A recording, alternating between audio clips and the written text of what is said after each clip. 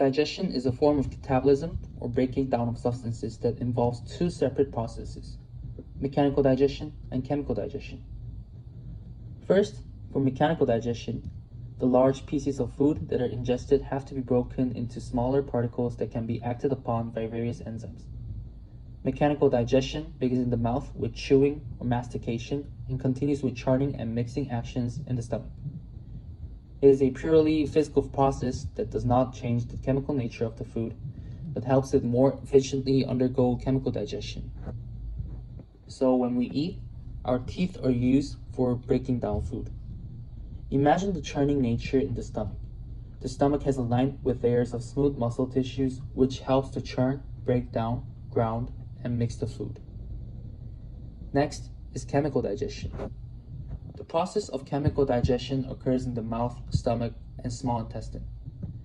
Chemical digestion involves breaking down the food into simpler nutrients that can be used by the cells.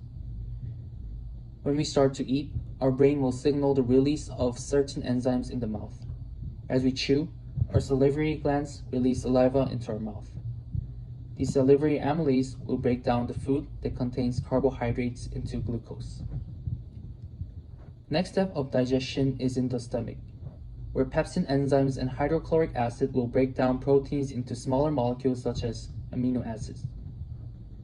Then, by using biles, fats start to be broken down into smaller molecules in the stomach, but not completely.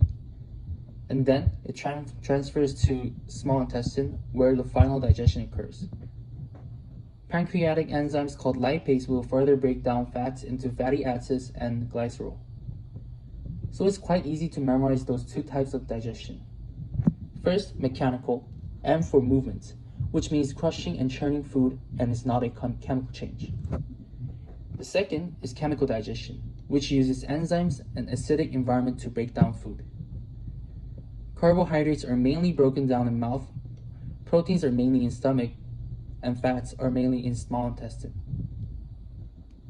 The digestive system transports food through the body, breaking it down so nutrients can enter the bloodstream and be used by cells for energy, tissue growth and repair, and other functions.